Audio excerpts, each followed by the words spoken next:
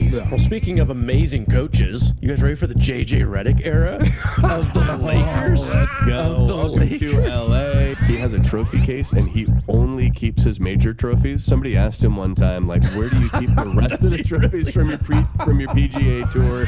Like roughly 2,000. Joey, that is exactly right. Oh my God. Holy shit. Hey, how we doing? Oh, hello. Hey. Hi. Hi. Hey. Hey. Gentlemen. Hi. Gentlemen. Boys. Welcome to the Juice Boys Show. Three brothers-in-law. So freaking stupid. Are we getting smarter? No. We're so stupid. Start a weekly sports podcast. Too stupid to stop after 47 freaking episodes. Almost the big 5-0. We're going to have to do something. We're going to have to Yeah, we got to come somehow, up with guys. something. Yeah. Sports podcast for the... Hey, I got reading, Joe. Hey, don't cut me off. Hey. He's so good at reading. Let him show it off. Yeah. Damn it. Whenever you're listening, however you're listening, wherever, we thank you so much. Our community is growing. We have a lot of really strong few weeks, guys. Community's growing on Instagram, more engagement, more followers, more comments, all the things. We're so excited. Shows drop every Friday. Be sure to follow on Instagram, YouTube, Tickety Talk for all the latest fun pieces of sports content. Crushed it. Got it. All right, I'm the third turd. Cody, we got Juice Boy Joe, Mr. Pole Pelletier, back at it again. I've missed you guys. What are we drinking? What are we consuming? Got a hot show. It's so hot. Real hot show. But what are we drinking? It's so hot. Fellas, it got up to 100 degrees here in northern Colorado today. It is sweltering hot. It's horrifically hot. And so I'm touching base with a little southern treat. I made myself a mint julep because it is hot as balls. You did. Is that mint from the garden? That is mint from my garden. Absolutely. Oh yeah, buddy. That I looks made this and this is my first drink, but I've been sitting here drinking water, but like just salivating over wanting a mint julep. So every drink of water was just more disappointing than the last until this very As moment. it is. That doesn't taste Yeah, it's like this. excellent. It's delicious. Jojo Potato. Mint and julep, Well, sir? What do I you went got? to my wife did our monthly Costco run today, and so get there at 10 o'clock in the morning. It's still an absolute shit show. It's horrific. But I tried this one out. It's by Barton Small Batch Master Distillers Kentucky Straight Bourbon Whiskey, 46 proof. Oh, sorry, 46% to 92 proof. It is a drink. Is that what Nice. you... It wasn't like... I've been to that distillery on a distillery tour. This big company in Kentucky like takes your happy ass around. You drink all day, all this and that. That was the last distillery, and we showed up, and they were like, "We didn't know you were coming. We don't have anybody here who does tours." And so they just pulled some random lady who worked in marketing and was like, walk these guys around and tell them whatever you happen to know about this distillery. It's like these guys are on the last show. Yeah, they're the last stop. Like But they're because not of really it being a listening. shit show, she's like, I need to heavily scrub all of this with just making sure that you're all awash in bourbon. So it was fine. So but I she didn't know tried a little sip. I tried a little sip before I made a drink with it. And it was good. It says notes of oak and rye spices accented by vanilla and caramel. I didn't taste that. I tasted whiskey, but but it was good. And then I made an old fashioned. Ooh, let it go.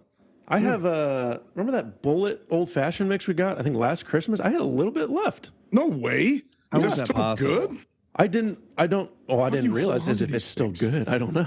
It's one of those that the weight doesn't change the more you pour it. You're like, oh, Yeah, it but might like be empty, it eventually might be it's not. empty. Well, I finally found the bottom of it, guys. Okay. Yeah. Be careful. Also, this is like Chris drinking the metal. This I didn't think about that. I worked out it was fine. It's fine. Oh, okay. I cleaned that out and refilled it and brought it up to a 14,000 foot peak this weekend and drank out of it again. Good for you. It's alive and well. Oh, I've had a alive joke. and well. I've had a joke for since literally we stopped recording. This show's going higher and higher and higher, just like Justin Timberlake's breathalyzer. Oh, it wasn't Nice. breathalyzer though. Wasn't it Coke? Whoa! I don't know. I thought it was. I was DWI. So it's don't just know driving any of while these things. impaired. I think it was Coke, bro. Oh, Yeah. That's worse. Yeah. Yeah. And my joke's not relevant. Damn it! he was driving while under the influence of something. Of something. And lewd. just look Of at a his good time. face. It was and he lewd. looks. Ooh, It okay. looked like he was on the booger sugar. Yeah. Okay, well, let's jump into it. We got a sports docket, plenty to talk about. Even though the dog days of summer are here, we got plenty to go on. We got some squeezes of the week from listener submitted, I believe. We got a few. Right. One. A fun pop culture stat of the day, fellas. Okay. I'm going to surprise you with. Joey and I are very plugged into pop culture, so this is right up your alley. This is right up our age. Oh man, it's not the most impressive pop culture. Well, okay, so it's like Adam Sandler or something. Juice E to come back in here. Jump into it. Scottie Scheffler. Scottie Joseph fucking Scheffler. That's his name? I did not know his middle name. Oh, I don't know. Okay. I was just like, it sounds good. Okay. He wins Why his not? sixth PGA event before July. That's rare air up there. Arnie Palmer, I think Tiger Woods did it obviously a few times. It wasn't not? Arnold Palmer is the What? only person to do that, and he did it twice until Scottie Scheffler. But did Tiger's Scottie Scheffler won- go to jail? Yeah, he took a week off did to Arnold go and be Palmer? a felon. Yes. Arnold Palmer didn't. So, I mean, Didn't Byron Nelson win like a certain amount in a row? I just know that this is the first time since Arnie, decades ago to win 6 before July 1st. So it's not a certain total in the entire season. It's before July 1st. So it's just utter and complete dominance through the first half of the season. I'm going to call Palmer out for not going to jail or having a baby in between his 6. I don't know if that's... That we know about. He lived in an era to where you could brush that sort of thing under the rug real quickly. That's true. I think he invented a drink that has lasted the lifetimes. I think this guy can really do or get away with anything that he wants.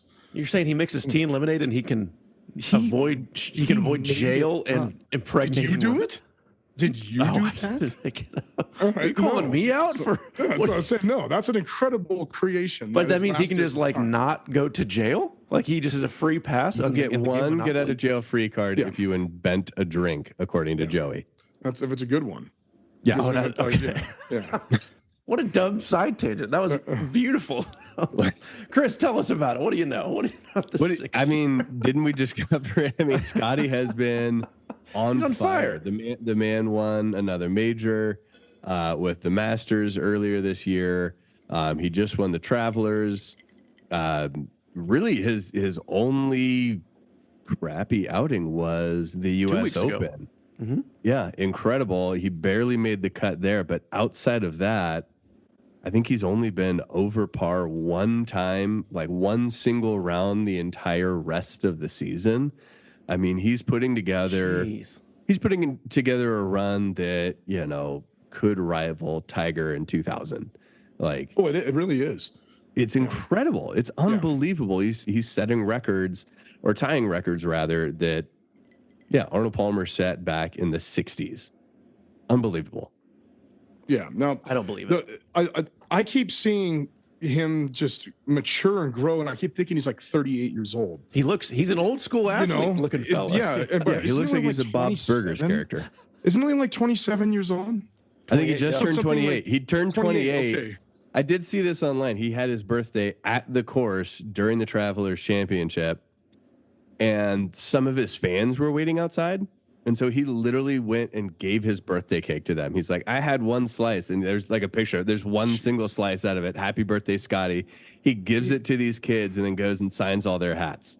That's awesome, man. What a fantastic dude, right? I just think like his composure in these moments is incredible. Like nothing shakes him. Those asshole protesters ran on, and then they did the smoke bombs and all that like on the green. It took forever for them to stop. Then the dude he was going against made a badass putt. Yeah, that was I did an incredible putt to send it to a playoff. Old Boo Bear. But then Scottie had the composure to go win it in the playoff, and it was just like, wow. That was he's really impressive, man. Like I said, he plays like he's a lot older than he is, but he's got the youth, which is just incredible. So who knows what's going to happen with this guy in the future? I guess how many years of this would you like? How long does it take for him to actually get into the Tiger hot? I mean, Tiger did it for. He has to win a lot more majors. Tiger won all 4 in the same year. He did like no one's. I mean, that's just absurd. So I mean, to say you're going to get on Tiger's level, it's going to be a lot to get on Tiger's. A lot of people are pushing that real quick. I think we need to pump the brakes a little bit. Enjoy greatness. Everybody said that with Jordan Spieth. Everybody said that with Rory when he first. Everyone has started. that window in golf where they are complete. Brooks dominance. Koepka was dominating for a while, and it was just like, John Rahm. Now he's nowhere. Dustin Johnson, same thing. So to see if Scottie can keep it going. We're pushing. We're very pro. I think I might have a developing squeeze now that I say about that. Let's maybe not Simmer. We'll check back in. Simmer. Yeah, we'll let that simmer. Let that Edmonton losing the age. greatest comeback, Joey, in sports history. That was what you put. I did. That's spicy.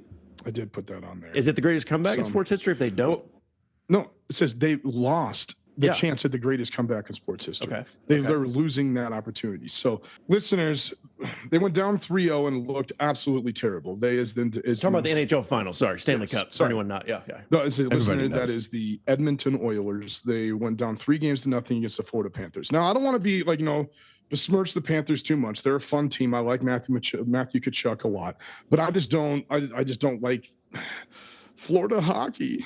Doesn't make doesn't Florida make is sense. just dominating hockey with the Lightning the past couple of winning 2 in the past, and now For it's some just reason, like Vegas Florida- makes more sense for hockey. But even than think about that. Florida. Dude, No, but- Colorado's the only one of the last 5 that makes any sense for a hockey town.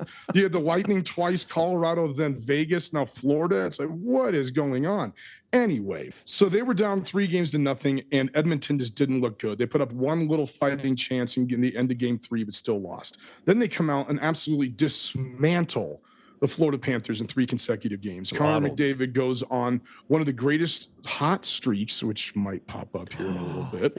One of the greatest Okay. hot streaks in NHL postseason history, and where he scored 8 points in these 2 games. He ended up winning the Conn Smythe Trophy on the losing team, which is absolutely incredible. But just to nuts. think about how dominant he was in this series. He So it made goes the back choice to not to go out and accept that award. I liked that actually. I think it's the right really? call. I think it's the right call. You can't go back out there. You know, what is he supposed to do? Like, thanks, guys. We just lost the absolutely heartbreaking thing. I let down my entire country.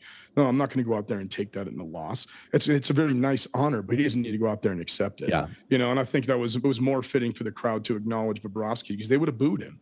You know, so it's just like Bobrovsky. Bobrovsky was incredible. So I mean, the fact that he lost is kind of a slap in the face to him. But Connor McDavid did put on one of the best performances we've ever seen in playoff history. However, so they were down 3-0, come back game 7. As we just said, they lost. So they were on the verge of what I think would have been the greatest comeback in sports history, with them being down 3-0 Spicy. in the Stanley Cup Finals. Because before that, I think it's the Patriots 28-3. All right, that's about as bad as you can possibly get in a single game. Totally unbiased. You know, I'm just saying, it's about as Completely. bad as you could possibly get in a single game elimination. I mean, and besides, game 7s, that's as bad as you can get to come back from. No one else has done more than that. And then there's other ones like Boston against the Yankees, the Red Sox against the Yankees in 2003. They were down 0-3, but that was in the ALCS. Yeah, not World Still Series, absolutely incredible. It wasn't the World Series. So this would have been monumental. And everybody in Canada was going crazy. Even people in Colorado. I was listening to the local radio and they said, "Let's go Edmonton" on 103.5 The Fox. It's a big Avs station. I was like, Edmonton is still rivals with the Avs. Yeah, guys, seriously. you know? They're still in the same conference. But everybody wanted to see Edmonton win.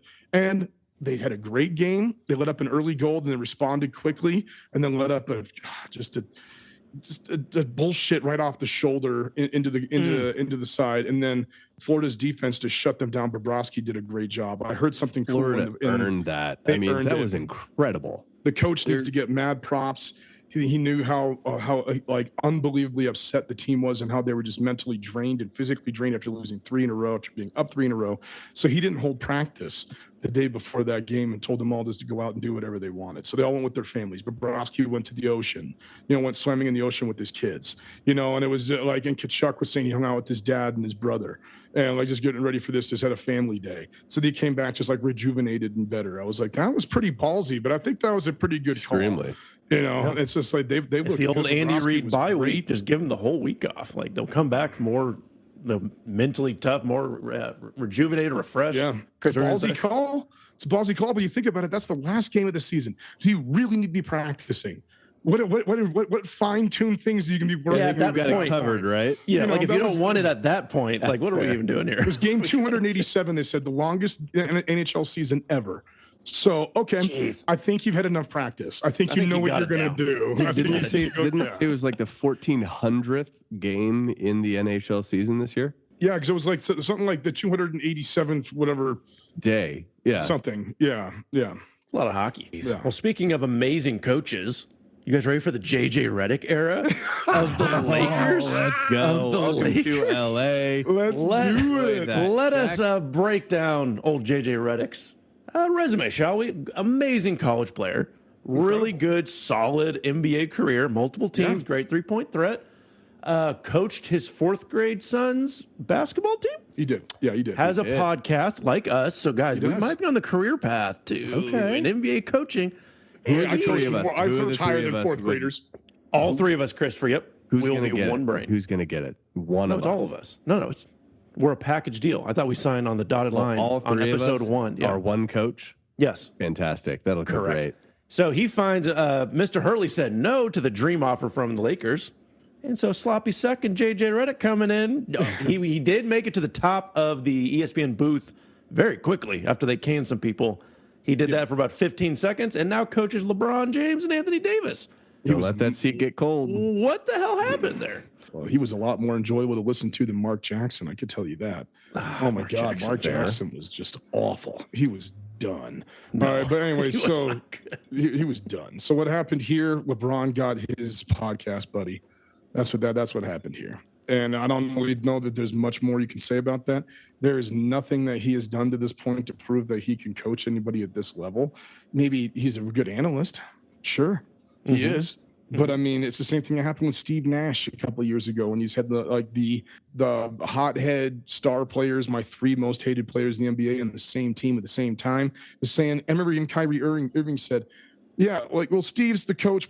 I'm kind of the coach. We're all kind of the coach." It's like, you remember Kyrie saying that about great. Steve Nash? Yeah, Not great. yeah. So, welcome to that, JJ. Welcome to this. Like LeBron. Why don't they just call LeBron the player coach? Yeah, like that's cooler than the And then now JJ's gonna be forced to get Bronny at the 16th pick. It's gonna be disgusting. It's gonna be a shit show. They're still not a playoff team. They haven't made any moves in the offseason. Fellas, I think the clear winner here is JJ Redick. I think that he's looking at this being like, all right, I was looking at like anything in the NBA, like a few solid years of being an analyst, cashing checks while my name was still relevant, but otherwise probably not being somebody who has a lifetime invitation into that booth. But now all of a sudden you go cash the Lakers checks for a couple of years before you get run out of LA. Now you come back to that booth as a former player and coach. That's your opportunity to move along into that upper echelon to where you can be cashing that check for the rest of your life. You can count on that analyst position to continue being available to you just due to the legitimacy that experience offers you. I would just make sure ESPN knows, like, hey, save my seat. I'll be back real soon. Yeah. Because LeBron James runs everybody out of town in 2 seasons max. That's it. I've got at most 2 years before I am right back where I started. I've got a shitload of money in the bank. I've got a whole lot more legitimacy to the things that I say. Happy to be back.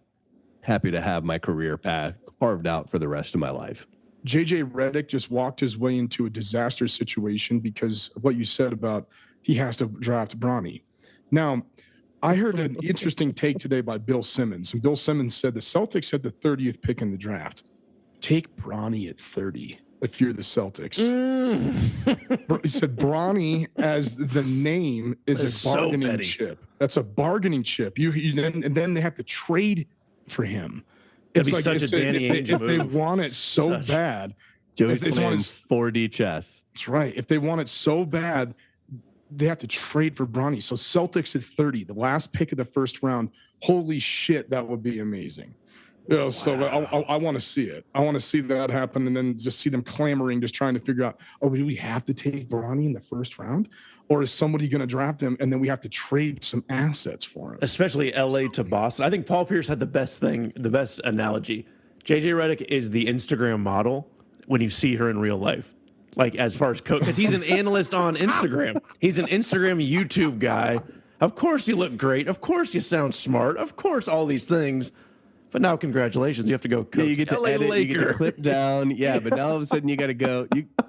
fuck it, we're doing it live. Like, let's see what happens, right? I Like, love those that ladies metaphor. do not look that way. Those ladies what do a not metaphor look for old poop pants. Way to go, Paul Pierce. Dude, does the listener think we sound this perfect every time?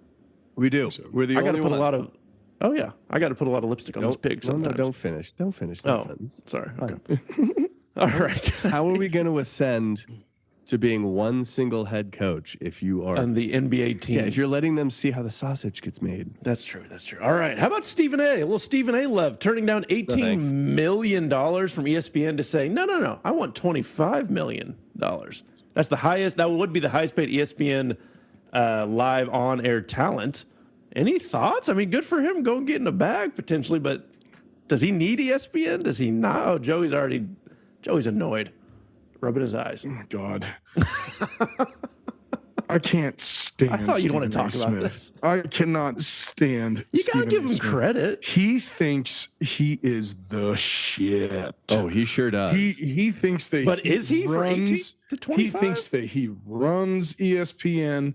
He thinks that just because they're swapping out First Take people for him, and now he's on NBA Countdown and all these other shows, that like all these things. Now him and Wilbon are besties, and he's dating Molly Karam, and it's just like he thinks that he is better than anything.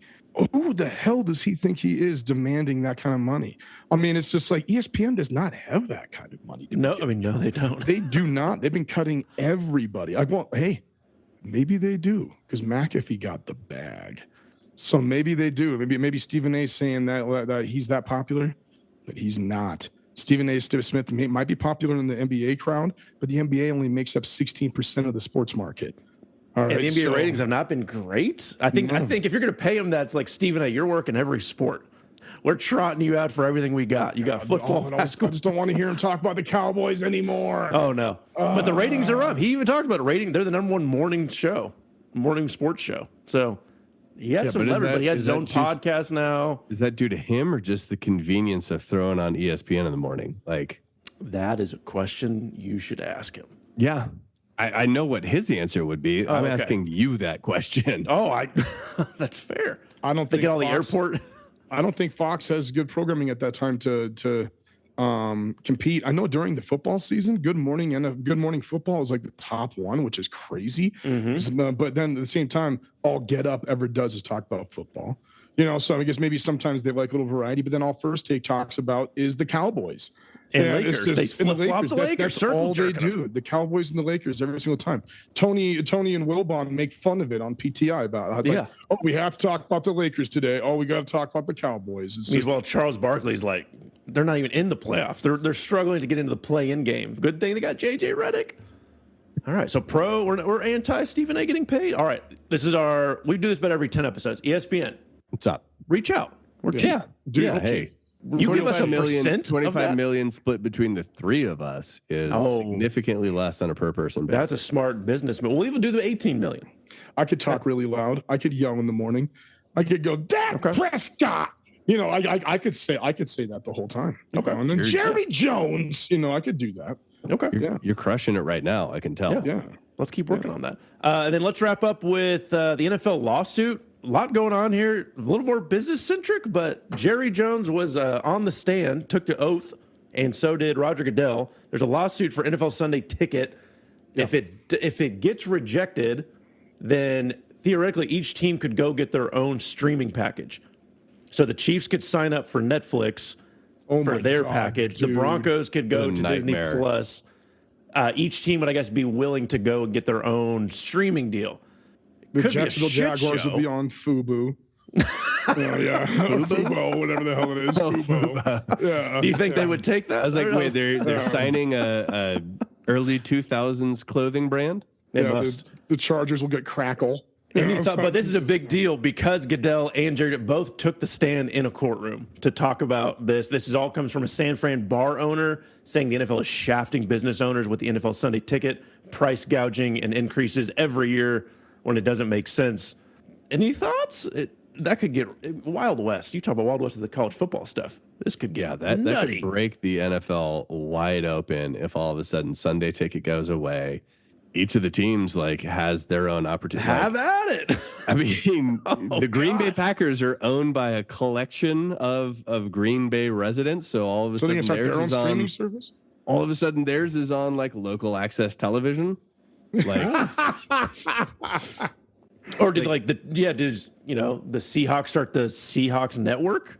Like, do you start your own, or does Stan following the Kroenke Texas get it on? Longhorns. Yeah. Oh, Dude, if they do gosh. this, ratings are gonna plummet. Because then, like people aren't gonna pay for independent things for every single team. You know, so it's like all I want is red zone. That's all I care about. Just give me red zone in my local games, and I'm good. All right, because just give me red zone in my local games, the nationally televised games, and I'm fine. I don't need any of this other crap. You know, no. If Drake May is good, we might be having a different conversation. Oh here gosh, we got to start. Let's just move on. Let's October. just, Juggernauts incoming. Yeah. The Juggernauts. Juggernauts are coming. No. Yeah. Music break. Fuck this. We are moving on. You brought up Drake May and that he was good. Okay, music break. I'm so sorry to the audience. We'll clean this shit up and see you on the other side. Fucking hate you. Oh, bye. All right, boys. Squeeze of the week and fellas, our newest segment from last week, Moron Mountain. Be sure to nominate who you think should be on Moron Mountain. We're really excited for that one. It's going to blow up the internet, the interweb, That's right. the inner sphere, Can't the whole wait. things. This week we've got Squeeze of the Week from you guys, the listeners, our favorite types of segments. Oh, I Joey's love going to go for it. We have 3. So Joey's going to go one. I got one to read here from someone else. And Joe's going to wrap it up again. So, Joe, take it away. Who's submitting some bullshit for us today?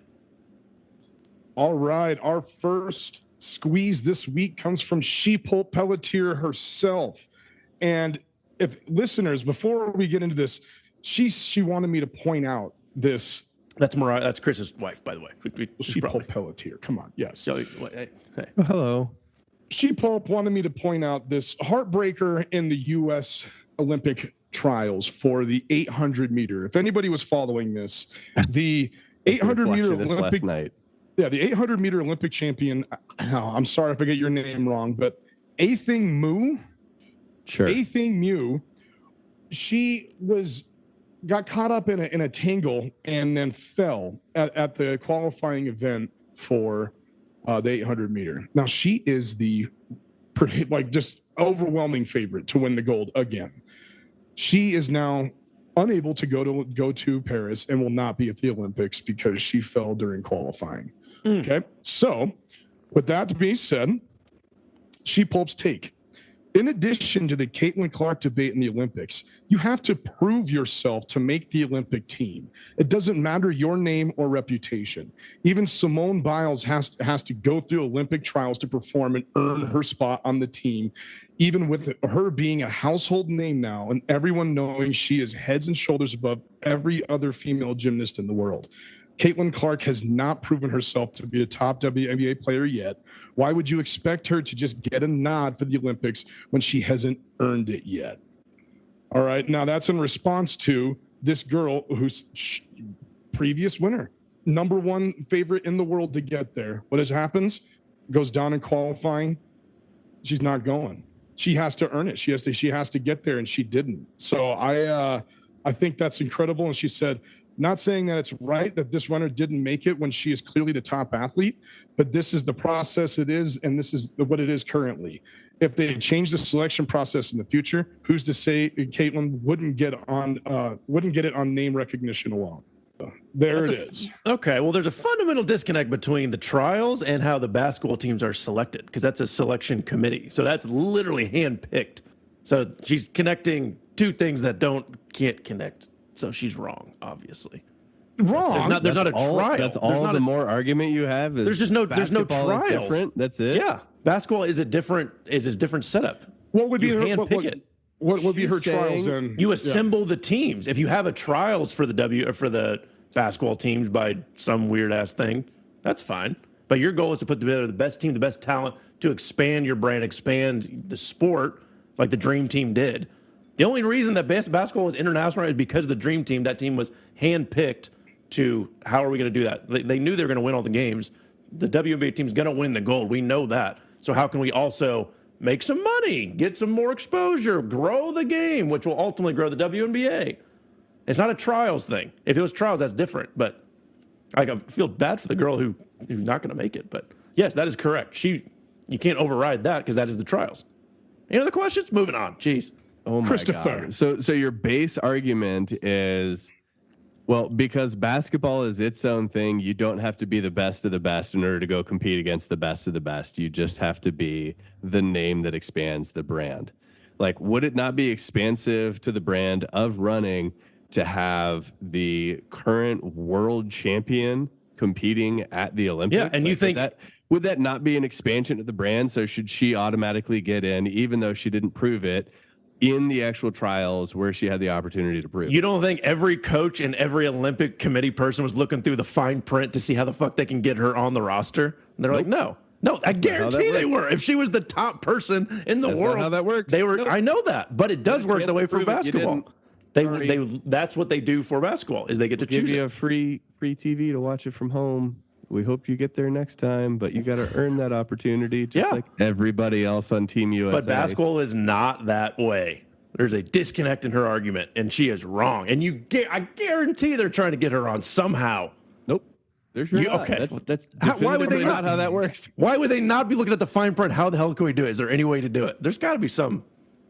I think because this is the Olympics, and I think that this is a really good take because, like she said, Simone Biles, because she's Simone Biles, we'd be like, yeah, she's going to be on the Olympic team. No, she has to go out there and actually win it. Correct, but that's not how basketball works. I would agree with you guys if it worked that way, but it doesn't. So basketball is in its own world than the Olympic trials.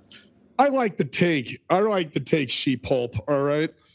It's a good take, but it just doesn't mesh. Because I agree with it. I'm arguing based on how the system works for basketball compared to Olympic trials. McCoy is always marketing guy first. Hey, they're going to win the gold no matter what. Women's basketball, they literally, when was the last time they lost it? Turn this into an opportunity to squeeze some money out. Hey, what's your goal? Do you want to expand the game or do you want no one to watch like the last 25 years? What do you want to do here? What do we want to do? Moving on. All right, Mangrove Joe, it's been a while. Mangrove Joe! He wasn't happy with Joe. I gotta tell you right now. These are his words, not mine. Oh, with me? Hear it. Okay. Yes. All right. Episode 46 was a great show as always, right up until Joey came out with "Let's Go Canada." He says, "Fuck Canada and the Oilers. Keep the Stanley Cup south of the border. How can you cheer for a Canadian team? Wash your mouth out with some Dickel." And then as soon as Edmonton won, he was sure to respond back. Fuck you, Canada. Go Panthers. Stanley Cup lives in the USA again. Mangrove Joe, Team America. Eat it, Joe. Our Joe loses to Mangrove Joe. Yes. You got nothing to say. He does live in Florida. So, I mean, I understand why he'd be a Panthers fan. He does live in Florida. Just a touch of bias. A sprinkle of bias. Yeah. I know. You know what? I do appreciate that take, though. You know, I love America, but I just feel bad for the Canadian fans because that's really kind of their sport. And we've just kicked the living shit out of them for the last 30 years. So, I mean, kick the shit. We use our hot states. Now. Yeah, we use our hot states to beat them. I think that's kind of funny, too. We use our hotter states. That's the thing, though. We're not at the Olympics yet. If we catch Joey with rooting for somebody else in hockey in the Olympics or in anything in the Olympics, I stand by the go F yourself, Joe. Strike me down. Yeah. But this is hockey. Like this is NHL. I was with you. I was on Team Oilers as well. Like I like McDavid an awful lot more than I like anybody on the Panthers. I think dude deserved it. Unfortunately, when he had the opportunity to go prove it, he fell on his face. So congrats to the Panthers. So should he be on the Olympic team? No, I'm just moving on. All right. No, ask him. Jojo, third squeeze. Yeah, we are pulpalicious this week. All right. So any of you soccer fans out there is a lot of incredible international competition going on right now. We got the Copa America, which if the United States of America wins this, that's going to be absolutely massive for us going into the World Cup and also going into the Olympics in a couple months. However, the Euro Cup had a massive scandal the last, I think it was yesterday. And so we have got a juicy squeeze for all the soccer fans out there. Croatia was shamelessly robbed of their victory in their match against Italy in the Euro Cup. We all know professional soccer is riddled with notorious fixers, but the fact that the previous winners were about to be knocked out of the first round was clearly not flying with UEFA and the referee. Anyone watching the match could see the ref was doing everything in his power to help Italy. Croatia was up 1-0 by the end of regular time, but Croatia ended up losing in the 7th minute of an 8-minute stoppage time. Italy only needed the equalizer to move on. So awarding 8 minutes is an absurd amount of stoppage time and completely inconsistent with the rest of the tournament at this stage. For example, the same ref had more interruptions during the Germany-Hungary match and only awarded 3 minutes of extra time. In Italy's first group, there were 3 goals in the first half. And how much stoppage time was added? 1 minute. If Italy had the lead or the game was tied, would 8 minutes have been awarded? No. No other team has received that much time in the entire tournament. This was also an absolute joke of an equalizer considering how weak this year's Italy team is, and due to the inconsistent foul grading between these teams. The ref called every contact for the Croatians, yet a handball happened right in front of the ref, which would have benefited Croatia. He was reluctant to call it and even waited for VAR confirmation. Additionally, a staggering 7 yellow cards were issued in the second half alone. Damn. 7 yellow cards were issued in the second half alone, majority of which going to the Croatian players who had to suffer the flopping Italians at the slightest touch. I challenge you to actually. That's a good fantasy football. Yeah, it's a hell of a name. Flopping Italians. I challenge you to actually watch and see how ridiculous some of these calls were. If you were calling it for one team, you better call the same penalties out for the other. And at the end of the day, you should be stopping the clock during substitutions to prevent these massive extra time buildups. But the inconsistencies of foul calls and extra time really allowed the ref to have an influence over the outcome of the game in favor of Italy, which the match should have already been over 4 minutes prior. The blatant favoritism in tournaments like this makes it very frustrating as a fan that has to wait 4 more years for the next disappointment. Croatia is a small team and always seems to be underestimated despite some of the incredible talent like Luka Modric. So shout out to my dude for also setting the record as the oldest goal scorer in the Euro Championship ever. But sad way to see his last Euro Cup go down. Signed, Sultana of Sift. Hey. Oh, okay. Nice. My wife was heated. So damn.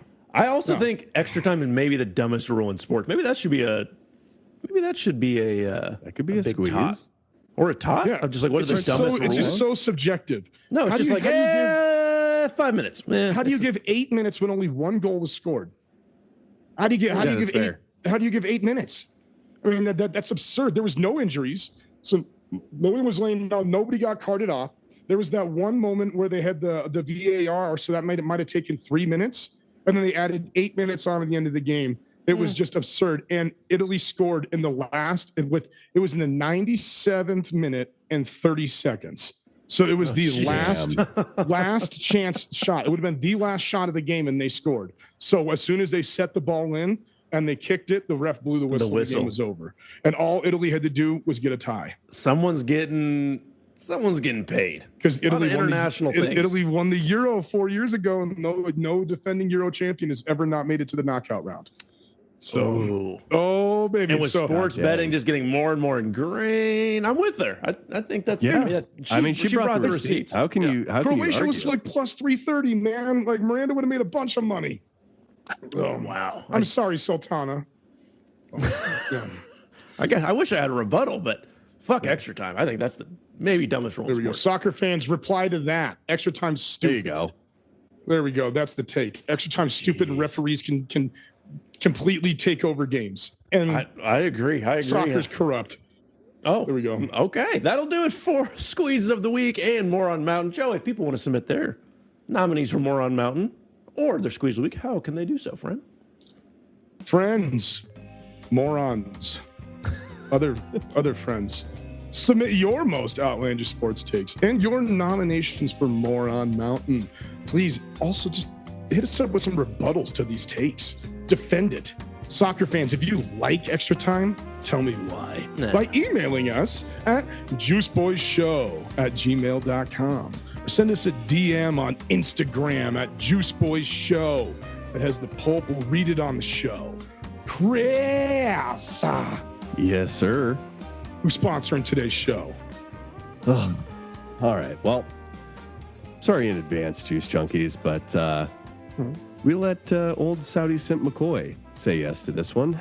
Today's episode of the Juice Boys Show is brought to you by the Saudi government. Okay. All right, Code. Let's see what you agreed to here. So let's see. So first and foremost, the Saudi government is fantastic. Seriously, McCoy? Wait, hold on. Next, the Saudi government's money has been extremely well laundered. What does it say here? So you can trust that when you take it, you will get, it says a minimal and acceptable amount of blood on your hands. Okay. My God, McCoy. Wow. Okay. The Saudi government has definitely never done anything questionable to any journalists. Okay, now that just feels like they're making us culpable. And last but not least, taking truckloads of Saudi money is a great way to cement your legacy in any given sport as one of the greatest of all time. Okay. And will in no way tarnish you irreparably in the history books. Thank you, Saudi government. Yeah, you happy now, McCoy? Are you? Wait, proud of didn't you yourself? agree to read the ad? I let you do 1 week. You I let took the do money for 1 the week ad. where you're signing the advertisers, and this is what we get.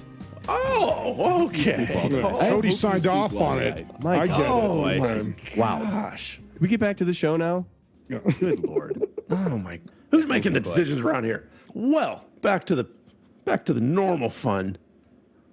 Not blaming Cody for all the bullshit in the show. All right. Well, we just talked about Scottie Scheffler is on a hot streak in the golf, the PGA world. We thought we would dive it in with the boys on the hottest streaks in sports history, the funnest streaks, the most crazy, whatever we got. This is a little bit different than like the most unbreakable type of streaks in history. Those are more like records, right? Yeah, more records. We're going like you had your 15 minutes of fame. What'd you do with it? Good or bad or funny? Joe, I think I know your first one. You just want to start us off there? You know, I was going to go with it, but boys, I'm just going to go with it. I'm just going to say it's the Roman Coliseum. I'm just going to say it, and because everybody knows that we got this idea because of the one and only Jeremy Lin and Lin Sanity. All right, so I think Lin Sanity is going to be the Roman Coliseum here. That was just absolute mayhem. If anybody doesn't remember it, he just came out of nowhere, came off the bench and started going ape shit. Won a few games in a row, and then when Carmelo Anthony was out, Melo came back. D'Antoni didn't like him, was off the face of the planet again. But for about 3 weeks, Jeremy Lin took over the world. You guys Literally remember 3 Jeremy Lin? weeks. Incredible. Yeah. And then disappeared as quickly as he showed up. I also don't think it's the Roman Coliseum at all. I think it's the most I do. electric, maybe pop culture driven, but there's plenty of really, really hot streaks. What, they go 500 in that time too? It was just out of nowhere. It was absolutely bizarre. It was don't more know bizarre than why. anything. You know why it was such a big deal? Because he played for the New York Knicks. And if he was on the Denver Nuggets, everybody like, oh, you see that kid? Yeah, if he was on the Pacers, we wouldn't even be talking about this story. So I don't know if it's the Roman Coliseum. Okay. So Right time, right place. Jeremy Lin came off the bench, played in 30 minutes and scored 25 points, and everybody's like, "Who the hell is this kid?" But he really showed up. He really showed up in a game where he against Kobe Bryant in the Garden and dropped 38 in Kobe's face, and everybody was like, "Holy crap! This kid was a walk-on at Harvard." Really smart kid, but then really didn't have much of a playing time before that. Came on, dominated. Everybody went insane. Jerseys were going crazy. There's always been a huge fan base in China and the Asian cultures, but once again, it just blew up. And then Carmelo Anthony came back, and Jeremy never Lin heard from went him. back to the bench. And so, but 38 games that season, he still averaged 14.8 points. So come on, and just that's extremely respectable, especially if he was only starting, I think, 11 games during this streak. Yeah. But it was such an unbelievable cultural phenomenon that I remember at a commencement speech, my high school algebra teacher brought up Jeremy Lin and his perseverance to high school Oh kids. my gosh. I was like, oh my What are we God. doing here? Oh my God. So And Lin we've Sanity officially was, jumped the shark. Lin Sanity was absolutely insane. Thus, friends, Lin Sanity. There you go. It was Linsane. Oh, I just got that. Oh, When and they Sane made a and the Membrane. dumbass documentary. It's a okay. whole. When we talked about too many Wow. documentaries, that was one of them. There's a Linsanity That documentary. could have been a 30-minute like ESPN show. Yeah, it could have been a That's YouTube okay. clip, if anything. Yeah. Christopher beat Mr. Linsanity. Fellas, I could not believe Joey somehow managed to mention my first pick earlier on. Tiger Woods from 2001 to 2002 won all 4 majors. Jesus. He didn't win the Masters Yeah. in 2001. Went on to win all 3 majors in the 2001 season, and then started off the 2002 season by Great poll. winning a green jacket. I mean, Yeah. when you talk about all-time dominance, when you talk about hot streak, I mean, Tiger He in the couldn't be early touched. 2000s is like the pinnacle of dominance in golf. And I think nothing better represents that than at one point in time, Tiger held all 4 major titles. Like, that has never been done before. No one else has ever held all 4 titles at the exact same time. That's crazy, though. And there's only like 5-6 golfers who've ever completed the Grand Slam across a career.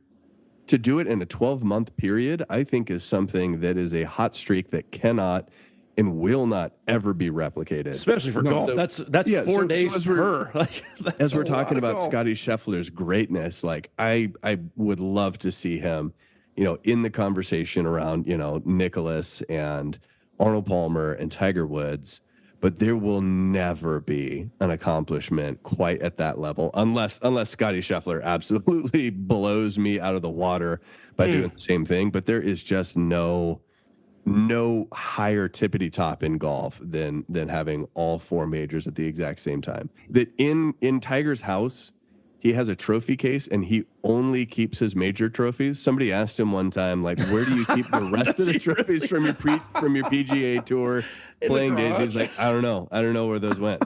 He only keeps his major tours That's on so his good. his That's major incredible. trophies on his trophy case, Just because an those empty are the cup. ones he bothers giving a shit about. Like, Oh my that's how many times he's won, and once upon a time he had all of them. Unfreaking real. It's unbelievable. You got to think like he was the defending champion the next season at every single upcoming major. That's unbelievable. Now, we also talk about like dominance, and Scottie Scheffler's on a heater right now, but look at how he just played in the Open. He barely made the cut.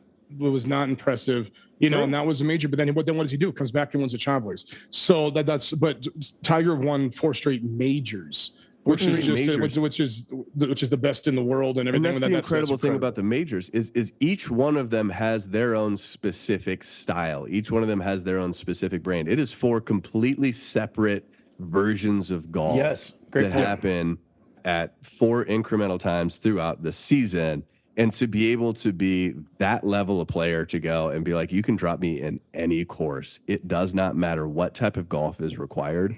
I am the best of the best, and there's not even another person out there right now who comes close to sniffing my capabilities. And with golf, it's tough. It's 4 separate days of golf. Like every sport is a single event of certain hours, except for tennis could go over, but it's continuous. There's so many things that could happen after Friday, after Saturday, into Sunday. And then to do it on all of those events. I mean, what is that? What is that? Quick math here. 18 times 4 times 4? How many holes of golf we got? Joe? No, that's My God, we are roughly, morons. That's roughly 5% of your days, of the year that he was winning majors. I mean, that's That's a great. that's pretty. It's impressive. That's pretty good. That's a good pull. That's pretty incredible. That's pretty incredible. Did you include like the So- practice rounds? Because you're there for an entire No, week. that's It's just not him. That's the just him. 4 Oh, that's days. true. Wow. Yeah. Practice rounds and. All right, I'm going to go for a little short-term, streaky. This guy had a very mediocre career. Mr. Johnny Vandermeer, guys. Oh yeah, This cat threw 2 straight no-hitters. yeah, back to back To back, where the fella didn't allow a single hit. His career is only 119, 121. So he didn't have. This guy was living. It's a pretty for these extensive career, but I mean, that's 13 a lot years. of games. Yeah, and he was just never able to really gain that streak. But that is the hottest. That is a definition of a hot streak because you were so mediocre after that. 2 games where you don't get out up a of single nowhere, hit. just a complete spike. Yeah. Like, you're curious. Personal capacity. That means you don't talk to your teammates or managers for, I mean, A week? 2 straight. Yeah, a week. yeah. You don't say anything. You know, I don't think it'll ever be broken either. I mean, it's just, and just think of, I wonder, there has to be a record for the most like consecutive outs, for not like allowing a base runner because, well, no, never mind. He had no hitters, not. So you could walk. You could walk, yeah. He had walked. So never mind. That's probably where it goes down. The year was 1938, too. 1938 two straight games. So he was going against some pretty good players at that time. There's some pretty good players in 1938. Not black players yet, but still pretty good players. It was his first full big league season. Could you imagine that? God. That is So the baseball is so weird because pitchers are just freaks. Anybody who plays on a competitive baseball team and they play with pitchers, they're just a different breed. It's like no, the maniacs are catchers. Catchers are maniacs. Those are the party dudes who just love baseball, but are so smart into the game, and they're just like they just love pain. They're just crazy. But pitchers are so cerebral and just nuts. Remember, like Homer Bailey has 2 perfect games. Like, there's so many random ass. There's so many. Like you got to be. Homer Bailey has 2 perfect games. Dallas Braden pitched a perfect game on Mother's Day. It's like, what is going on? David Wells pitched one completely hungover off his ass, probably still drunk. Yes, the greatest story ever. That we'll save that for another one because I need to use that in a different. Like when you're just when you're just in the zone. You're in the zone. It's just mind blowing. Yeah, dude, 2 back to back. That'll never be touched. No knows. I don't think that'll never be done. JoJo beat it. That's a hot first round. And I'm going to go like at the time when I really started getting into baseball as a kid, and it was one of the most incredible things I've ever seen. It was the month of July in 1998 for Sammy Sosa. All right, now I know that Sammy Sosa is now probably even more so than McGuire, but less than Bonds as like the biggest asshole of the steroid era. Yep. Because he just, because his rise to dominance was absolutely incredible. I mean, before 1998, he was a respectable player. Like he had 36 home runs, 113 RBIs. I mean, that's really good. But he also struck out a shit ton. So they're like, Sammy Sosa, there he is. He's like, he'd be great in today's baseball. Back then, they're like, no, you need to hit for average. 2000, then 1998 came. All right, started out the season, had 13 home runs in April and May. Pretty good. I mean, that's a pretty damn good start to the season. Then June came up, and Sammy Sosa hit 20 home runs in the month of June. Right? Oh my 20. God. What do they play? 27 games? Maybe. Like maybe if that's my God. A day off a week. Runs, 20 home runs in the month of June. So in that time, he hit 298. All right. His OPS was 842, 20 home runs, 40 RBIs. All right. He had 34 hits in the month, and 20 of them were home runs. All right. So he just went on an absolute heater, and that is what saved baseball. I know it was based on steroids, but baseball went on the strike in 1994. So 1998 came up, and this home run race with Sammy Sosa and Mark McGuire was what got people back into baseball. So he was a nobody in May. By July 1st, he was the hottest thing in baseball. And then it was like every single game after that point was, what can we see him do? So what did Sammy do in the years after that? It's mind-blowing. There's only been a couple players ever that have hit 60 home runs. Sammy Sosa's done it 3 times. He hit 66 in 98. He hit 63 in 99. And then he hit 61 in 2001, the same season that Barry Bonds hit 73. And nobody ever talks about that because Bonds hit 73. But so Sosa started this hot streak. It was June of 1998 that ended up making him a household name, one of the greatest players ever. But, there's a little asterisk to that. There's a little bit of an asterisk. A little guy. So I wouldn't worry too much about that little guy. Wow. Yeah. Christopher beat old Sammy Sosa. I'm going to take us in a different direction. Okay. There are no rules. Let's talk about a legendary cold streak. One that lasted for 635 days. It lasted from December 24th, 2016 until late September of 2018. Good old Cleveland Browns were so disappointingly shitty. They went almost 2 entire years without a win, and the situation got so desperate. So bad. They were so ice cold that an ice cold beverage brand decided that they need to step in and help out the old city of Cleveland. Bud Light started sending out refrigerators that were locked, that were completely filled with Bud Light to every bar in Cleveland that had technology in them that Bud Light could send a signal to automatically unlock every single one of these freezers or fridges for free beer for the entire city of Cleveland whenever the Browns finally won. And they sat there for months. Dude, I remember that. It was game 16, and they're like, if they win, it's going to be unlocked. And then they lost, and they went 0-16. So they stayed locked for 3-4. What was not? How long is the off season? 5 months? 6 months? It's just, Oh, so no. that was hysterical. That's so bad. I'm going to go with a cold streak, too. I'm glad, Chris. I'm glad we're on the Glad I broke the ice, right? Yes. Anthony Young, fellas. Have you heard of him? No. A pitcher for the Yankees. 27 consecutive losing decisions as a pitcher. Wow. That's not good. Oh. That's not And good. pitchers are head cases to begin with. Like, Losing decision. That means you gave up the L and it means you gave up a lot of things are happening. You gave up the L while you were in, and your team never came back to get your ass out of there. Like, that's crazy. So they could have moved him to relief at some point, and then he could have gone in and got the decision. And he had a mini streak within a streak. Within the streak, he had a stretch of 23 straight scoreless innings. And he still lost 27 straight games. It must have been 0-0 when he left. Right. So yeah. The poor guy, I mean, at that point, it's just you're just unlucky. Like you did decent. But 27 straight. Did he immediately get sent to like a psych ward after that? That feels like the sort of thing that would happen to a pitcher who's been through such a just a relentless kicking in the teeth over and over and over again. Yeah, and his whole career record was shattered. It was May 92 to July 93. So you're going to Christmas, you're going to Thanksgiving, not winning again. Oh, do you have his ERA in there?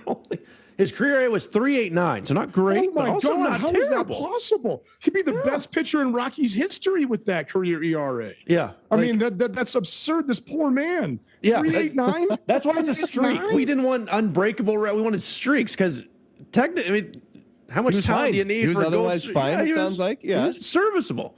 The poor guy, man. Oh my God. He was giving his heart out. That's a beautiful thing. I feel bad for him. I just had to shout him out. Oh my God. If you're listening, junkies, Anthony we're Young. all sad now, aren't we? Anthony Young, I'm sure big listener of the show. Reach out. Let's talk about it.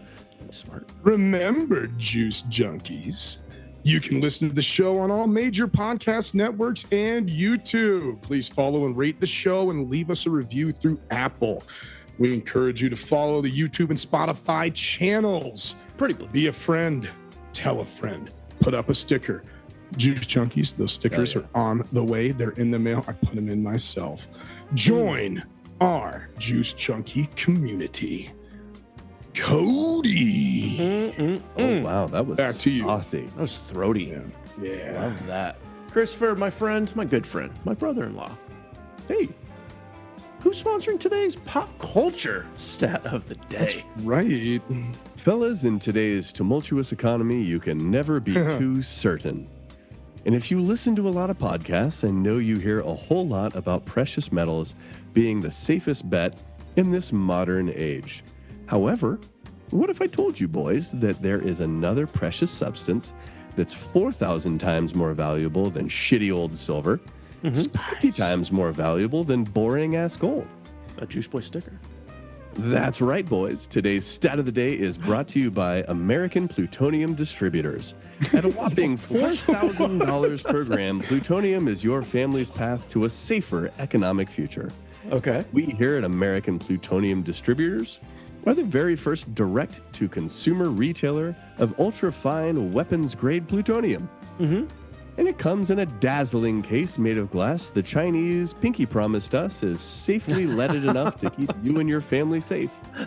For just 5 easy payments of $1,000, you can sleep soundly knowing that glowing nightlight in the corner of your bedroom is the bedrock of your financial future. American Plutonium Distributors. Because precious metals are for basic bitches. Is that their actual slogan?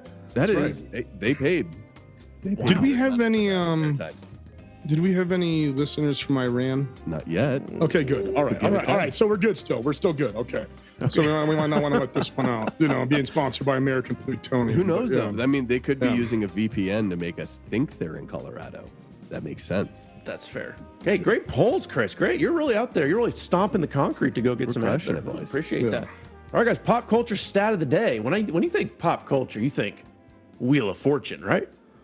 Okay. That's not the first thing that comes to mind, but sure. Okay. Yeah. Okay. Well, Mr. Pat Sajak is retiring at age 77. He has retired. The last episode has aired on Wheel of Fortune. It did? Yes, he's done. I missed it. Wow. Yes, 11 million viewers I'm an avid tuned watcher. in. Yeah, I wasn't going to watch it anyway. 11 million viewers tuned in. I think it was the best ratings ever for his last show. I would So imagine. congrats to him. I know he's a big listener of the show as well. There you Mr. go, Pat. Sajak, we appreciate Well, you. thank you. A plus effort, Pat. We got a multi-stat of the sticker. day. How many miles has Vanna White walked Oh, in her little scoot across the puzzle? How many times has she clapped? Oh my God. oh my God. All right, I'm have busting out no the point of calculator. reference. And how many episodes has Pat Sajak recorded? So we got 3 here. Let me get the year. He's 77. They went from 1981 to now. So to 3 What weeks year is ago. when is right now? So number of episodes Pat Sajak hosted. How many claps has Vanna White gone with? The and then claps is how going to be impossible. you got this, boys. We got 3. We got 3 choices now. Take it away. Okay, so I just did some simple math in my brain, Love it. Very this simple. is what I wanted. Extremely simple. and then I put it on my phone to make sure it was right. Okay. I love it already. So I'd say about, what do you think? 15 feet each time she walks. Okay. Okay. Say she does that roughly 45 times an episode. Okay. Okay. So on 5 times a week. Okay. Times that 52 weeks in a year. Times that by 43 years. I'm gonna say she did 7.5 million steps. So how many miles is that? Yeah, that doesn't give us. I mean, I thought you were doing steps. No, claps is the number. Okay. All right. So then we'll do that times. Chris, how many episodes did Mr. Sajak host? That's a Oh my God. maybe a little bit more. 1981 to now. 81. That's what? 41 years. Stat of the day, hell. That's what I threw you guys. Yeah, this is the least fun one that we've had. Let's go ahead and go with 4,000. I'm gonna go 7,200. Wow, Joey. 8,000 episodes. Oh, That's pretty dang close. Okay. Who wants to just guess at the clappage? I'm gonna guess. 32 seasons is where this was. Okay. 606 claps per episode as the average number. 12.8 million claps. Okay. Oh, Chris is I'm running numbers. gonna go with a cool million. 4.5 million claps. That was way over. That's That was way over. That is disgusting. And how many miles? Just All right. what do we got here? After another little thing. Joey's doing, simple math. Joey's doing the statistical Let's analysis. see how close I am. 2,143.9 miles. 2,000 Wait, miles? Say it again. 2,143. Okay. 2,143 I was gonna go with, like, miles. I was going to go with like 40. What are you saying, Chris? You're saying 40, 40 miles in 30 Slight years of walking? discrepancy. In 30 years? Are you kidding You me? could do that in a It's night like in 10 Vegas. feet. Joey, give me your quick breakdown. Okay, well, now I can't. You said get it. Now 15 it's a- feet times. Yeah. Well, I did times 43 years, so that's off. But then I also thought it was a foot and a half on a stride when it's really like a yard. So I'm going to be way off. But I said like roughly 2,000 feet. Joey, that is exactly right. Oh my God. Holy shit. Are you kidding me? Are you serious? Let's do this. Hit the Wheel of Fortune outro music. Let's do this. Oh my crushed it. gosh, Joey. What? Are you Just drop the hammer. serious? I suppose I was slightly off 2,143 with miles. 40. as of 2019, it was estimated as about 20. It was 2,000. So by the time last 3 or 4 years, you might be like 2,100 miles. Oh my gosh, Joey! Holy shit! What Just you simple have? math. What? It's just simple math, you guys. Oh my god! What the? That's an ass That's principle we'll get. incredible. Joey, what? Yeah, take your swig of beer. What the fuck did we just witness? That was like some oh Rain my- Man Are level you math right there. okay? But then I guessed 8 million over Oh on my the collapse or whatever. Just it was, end the but, show. That's it. End the show. I got nothing. Stick a Joey, that fork was in it. incredible. Thank you. Holy shit, my brain hurts. How did you do that? There's no way that was happening. I forgot about weekend episodes, so my math was, it's okay. Oh my It worked god! out. And Chris still goes got there. 40. You still Chris is got like, there. "What are we doing?" Oh my gosh, that's all we got, guys. That's 40 miles. that's all the time we have. I gotta go. I gotta smoke a cigarette or something. That was Hey, by Price is Right rules, I still win though. yeah. But then at the very I was end, closest without going over. but at the very end, Joey's like, "Yeah, about 2,000 miles." Joey like recorrected to the exact amount too. Oh Yeah. my gosh, Joey! Yeah. I can't even. That is so. We just nuts. witnessed something here, boys. We just Oh. witnessed a miracle happen. Seriously. Oh Let's see what we man. with math. That was mad. Yes. Tune in next week for I don't know how the hell we beat that. Oh my Another gosh! miracle? Send in your squeezes, send in your Moron mountains. Oh my gosh! Let's go. I got to take a walk. I don't know what's going on. Let's hear the See you, arguments, Juice everybody. Junkies. We'll see you. Getting the dog days of summer, Juice Yeah. Junkies. We'll see you next week. Hear from you. Love, love. Bye.